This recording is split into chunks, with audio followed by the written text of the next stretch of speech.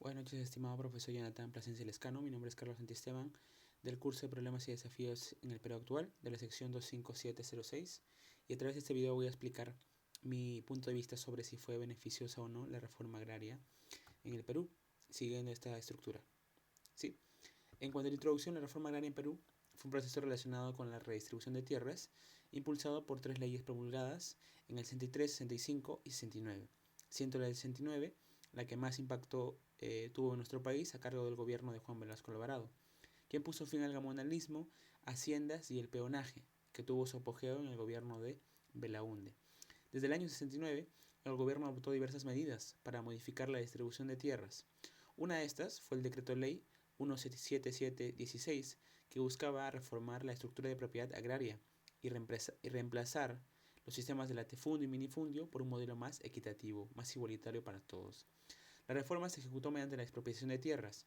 Se expropiaron alrededor de 9 millones de hectáreas que iban destinadas a 370.000 familias de la población rural, que inicialmente pasaron al control estatal. O sea, estas tierras pasaron al control del Estado para luego ser redistribuidas a campesinos y pequeños agricultores y también cooperativas.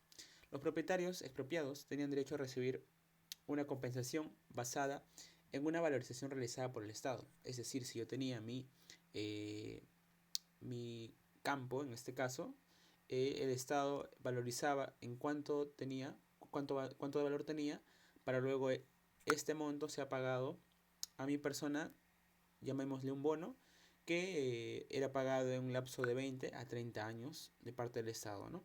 Con un interés anual del 4 al 6% a rebatir. Frente a este contexto de la reforma agraria surge la siguiente controversia. Considero que la reforma agraria fue beneficiosa para el Perú. Desde mi punto de vista, no fue beneficiosa para el Perú. A continuación explicaré mi punto de vista, mi postura, basada en argumentos sólidos, desde el punto de vista político, económico y social.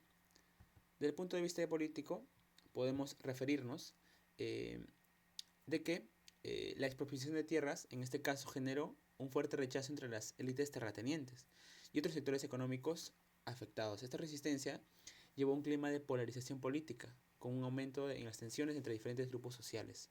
Falta de diálogo, falta de consenso, asimismo había mucho resentimiento y oposición organizada.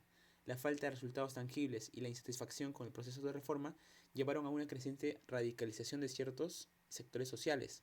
Movimientos campesinos como el Sendero Luminoso pudieron haber capitalizado el descontento y las frustraciones resultantes de la reforma agraria. Esto generó un ciclo de violencia y represión que complicó aún más el panorama político y social del país.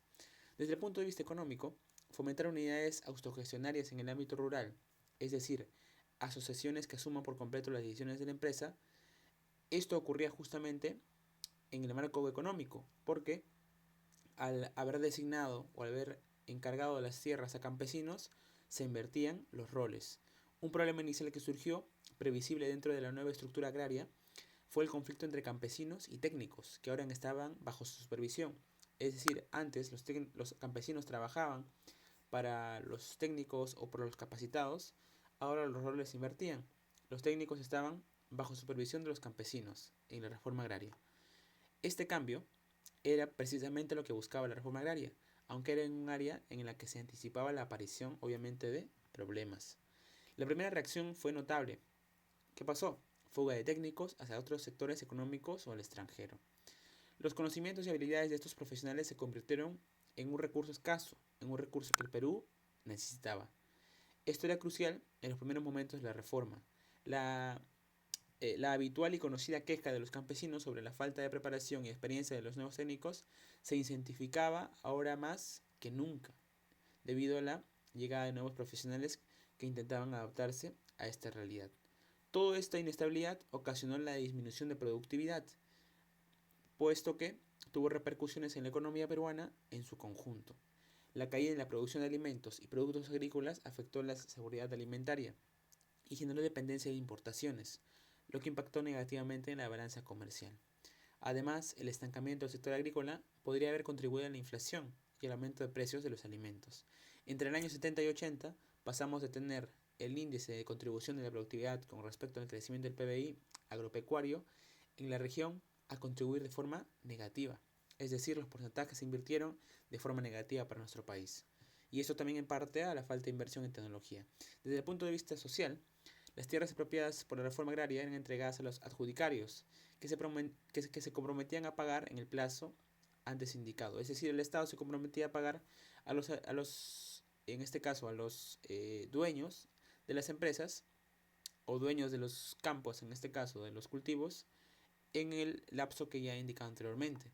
La mayoría de adjudicarios no eran personas individuales, o sea, las personas que se les iba a encomendar los campos de cultivo no eran personas individuales, sino que eran cooperativas formadas por campesinos o ex trabajadores latifundios.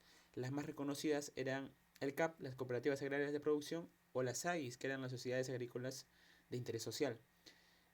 Estos dos grupos conformaban el 76% del total de tierras expropiadas, o sea que el 76% de tierras expropiadas iban hacia ellos, hacia el CAP o hacia el SAIS. Esta tendencia de agrupar a los beneficiados por la reforma fue una de las razones por la cual la reforma no fue beneficiosa para nuestro país en ese entonces. ¿Por qué? Porque la característica colectiva de la propiedad distorsionó la entrega de tierras y dificultó la toma de decisiones, pues nos encontramos, en este caso, ante un mar de opiniones. Por otro lado, los indicadores de bienestar bajaron considerablemente en nuestro país y pasamos de ser de uno de los a uno de los tres países con mayor tasa de nutrición en toda la región. También recordemos que uno de los motivos por el cual se crea la reforma era mejorar obviamente la calidad de vida de los campesinos, de los cuales habían sido marginados muchos años antes. Aún así, esto empeoró enormemente al final de la reforma en 1975.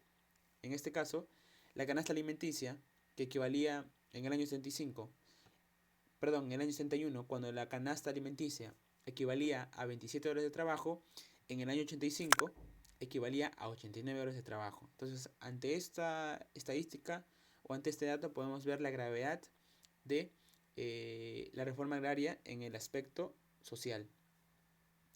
En cuanto a la conclusión, la reforma agraria peruana, aunque diseñada con la intención de beneficiar a los campesinos y promover la equidad social, presentaba múltiples fallas desde las perspectivas política, económica y social.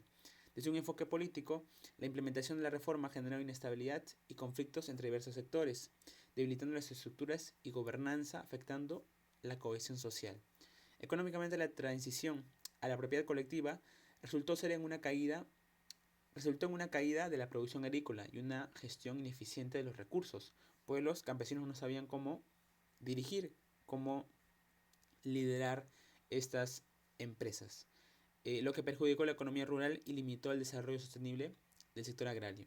Socialmente, la reforma no logró fortalecer las comunidades campesinas, sino que exacerbó las divisiones y tensiones internas, generando insatisfacción, descontento entre los agricultores. En conjunto, estos aspectos demuestran que la reforma agraria en Perú, lejos de alcanzar sus objetivos, contribuyó a una serie de problemas que obstaculizaron el progreso y el bienestar de la población rural. A continuación, muestro las citas bibliográficas utilizadas para realizar este trabajo. Muchas gracias.